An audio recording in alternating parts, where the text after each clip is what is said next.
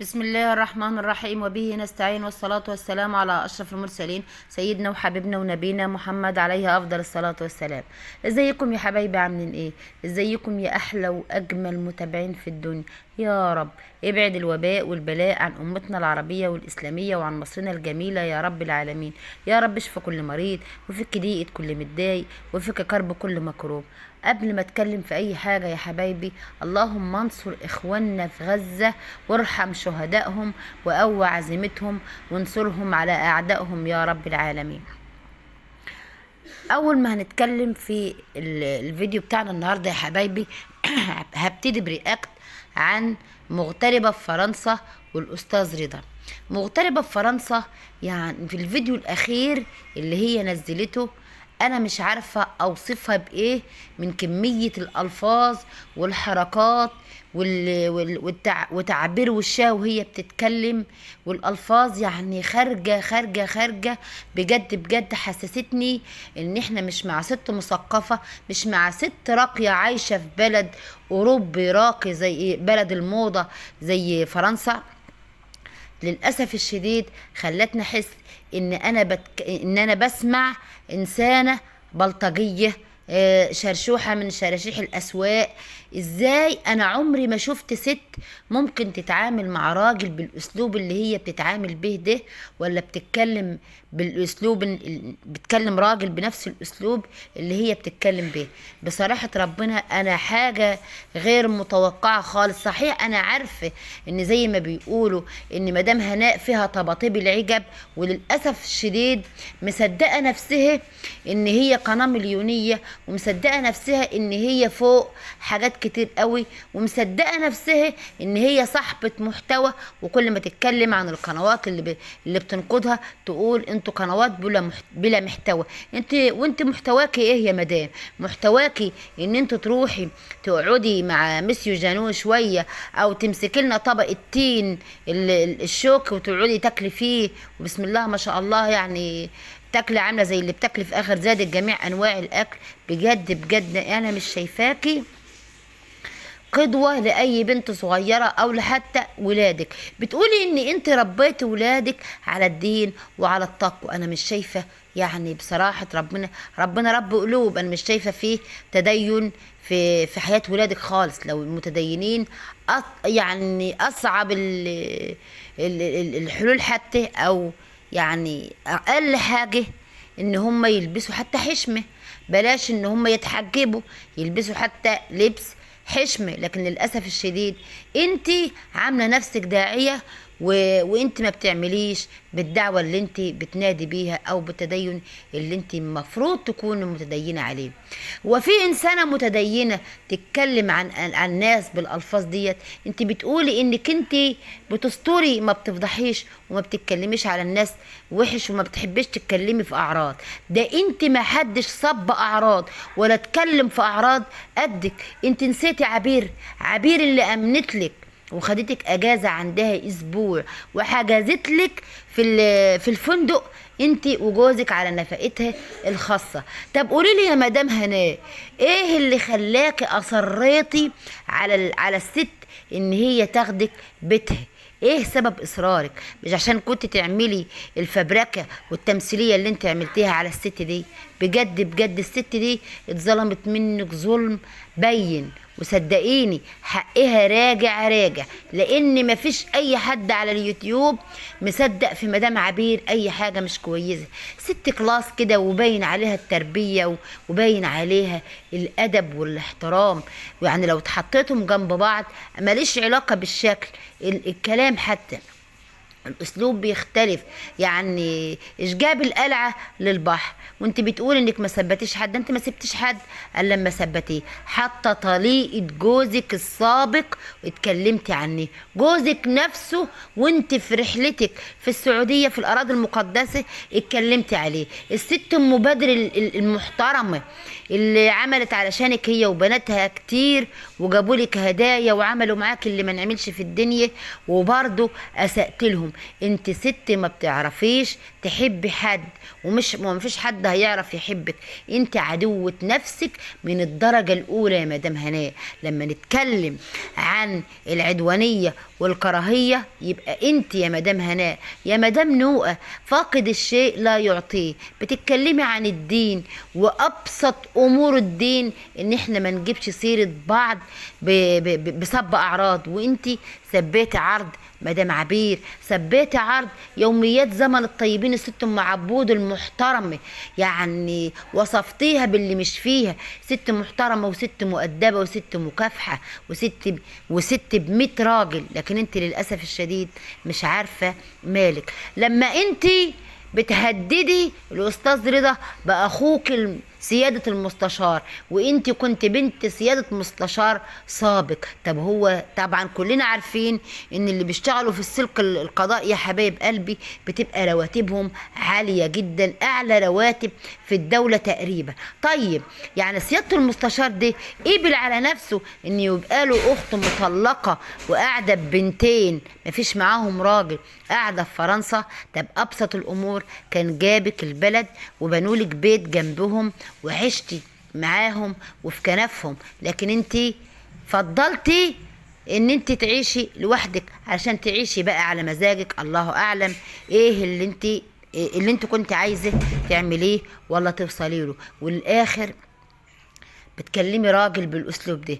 من الواضح ان الاستاذ رضا احنا كتير كنا من القنوات كنا فاهمينه غلط، بس الراجل ده فعلا راجل متربي، عمره ما اسالك، عمره ما طلع فيديو يتكلم الا اذا كان رد فعل بعد فيديوهات كتيره قوي ما انت مطلعه الكلاب والشراشيح اللي انت مأجراهم يتكلموا عنه، والاخر انت بتقولي ان هم داعمين مأجرينه ضدك وبعض القنوات اياها. هو انت مفكره نفسك ايه؟ يعني كل ما تتكلمي تقولي ان في تآمر عليكي وبيتأمروا عليكي، وفي قناة تانية كده بتدافع عنك واللي بتقول كان هيندفع لي آلاف مؤلفة علشان اتكلم ضدها. ليه؟ هي مين يعني هي بتشتغل في المخابرات ولا ايه؟ بتشتغل في المخابرات فالناس عايزة توقعها زي برضو ما الناس عايزة توقع زوزو مشابك. انا مش فاهمة انتوا بتفكروا ازاي ولا بتتكلموا ازاي. فاقد الشيء لا يعطيه يا مدام هناء، وطول ما انت بالطريقة دي وبالاسلوب ده وماشية على الطريق ده مفيش مكسب ابدا ليكي، وارجعي لربنا. وكفايه السب وكفايه اللي انتوا قلتيه، كفايه اللي انتوا قلتيه وعملتيه. لو انت صحيح بنت مستشار سابق واخوك مستشار حاليا، ايه اللي يخليكي تعيشي عيشه زي ديت وتتبهدلي بولادك البنات في الغربه بالشكل ده؟ مع العلم ان انت ليكي ميراث وبنت ناس مبسوطين وبنت ناس كويسين. كان المفروض كنت جيتي بدل ما تعيشي في اوروبا ببنتين كنت جيتي عشتي في بلدك في وسط اهلك. بس للاسف الشديد انت يعني الله اعلم كان الغرض من قعدتك ايه. وبعدين يا حبايب قلبي معلومه اكيده اولا الاستاذ مصطفى ده اللي بيروح عند مسيو جانو وهي الاتنين شغالين عند اهل مسيو جانو، ولاده هم اللي بيدفعوا لهم فلوس علشان يتناوبوا على خدمته. لو دققتوا في كلام مدام هناء هتعرفوا ان هم بيتبادلوا رعاية مسيو جانو. فيا حبايب قلبي هي مش بترعاه لوجه الله، هي بترعاه بمقابل اجر معين. هي والاستاذ مصطفى ده صدقوني زي ما كذبت زمان قبل كده وقالت البيت ايجار وهو مش ايجار وملكه، بتكذب برضه في الموضوع ده. هي بتشتغل هي والاستاذ مصطفى عند مسيو جانو. اتقي الله يا مدام هناء وبلاش وكفايه صب اعراض لغايه كده. والرياكت التاني في قناه معينه من القنوات اللي هي بتدافع عن ملكه الاذيه وقطاعه الارزاق، طالعه تنتقد حلميه ونرمين ان هم في البث المباشر الاخير ده اللي عملته اول امبارح، بتعتذر لمتابعينها وبتعتذر لاي حد اتسأله بسببهم اثناء مشاكلها مع اخواتها. مش عيب ولا غلط ان صاحبة قناة عايزة تحافظ على الناس اللي بتحبهم وبيحبوها واللي واقفين جنبها وساندينها. قناة بلا متابع ملهاش اي قيمة ولا لها اي اعتبار، فمن حق حقهم من حق متابعينها عليها والناس اللي بيدافعوا عنها ان هي تطلع تشكرهم. اقل حاجه انتم يعني بتناقضوا نفسكم. انتوا قلتم قبل كده ان هي ما بتديلكمش اي اهميه، ولا بتديلكم يعني برستيجكم كده، ولا بتطلع تعتذر لكم، ولا تذكركم كقنوات ولا كمتابعين ان انتم وقفتم جنبها، وان ملكه الاذيه بتشكرنا وبتشكر الناس اللي بتدافع عننا وبترد جمايل الناس عليها. وانتم بقى لما تيجي حلميه تدافع عن متابعينها او تطيب بخاطرهم ومش عايزاهم يزعلوا منها، انتم زعلانين قوي. ان المتابعين حلميه بيحبوها لوجه الله. متابعين حلميه مقدرين موقفها وظروفها كويس قوي. حلميه من النوع اللي تحب تيجي على نفسها علشان الدنيا تمشي، وعشان مفيش يبقى فيه زعل ولا يبقى فيه مشاكل.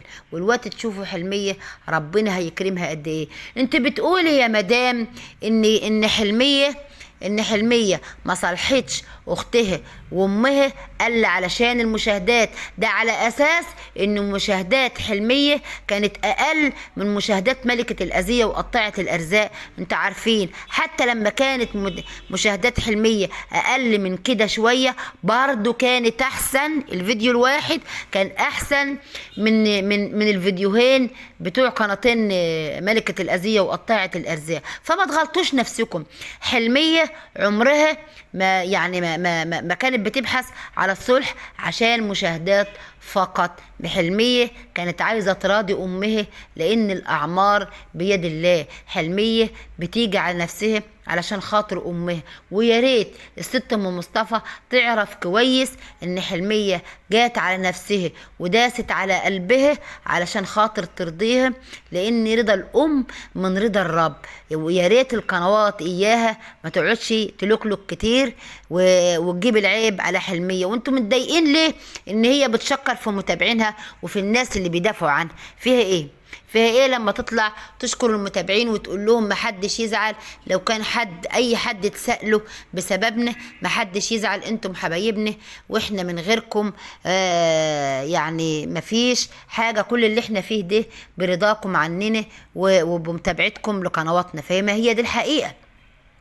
لان قناة بلا متابع ملهاش اي قيمة ان كانت مليونية او غير مليونية. قناة بلا متابع تبقى مش موجودة ولا كأنها موجودة في الدنيا. حلمية متابعينها بيحبوها، حلمية متابعينها بيقدروها، وعمرهم ما بيجوا عليها ولا هيجوا عليها. ودايما لما بيشوفوا اي عمل بيسعدها بيباركولها عليه وبيحبوها تكون دايما كويسة. فربنا يهدي الباقي وكلهم يتجمعوا على خير. بس ده ما يمنعش ان انا عن نفسي موقفي واحد وثابت من ملكة الأذية وقطاعة الأرزاق. واللي وصل معايا في الفيديو لغاية كده يا ريت ما ينسانيش في اللايك والاشتراك وتفعيل زر الجرس على الكل عشان يوصلكم كل إشعاراتي. دمتم في أمان الله وحفظه، والسلام عليكم ورحمة الله وبركاته.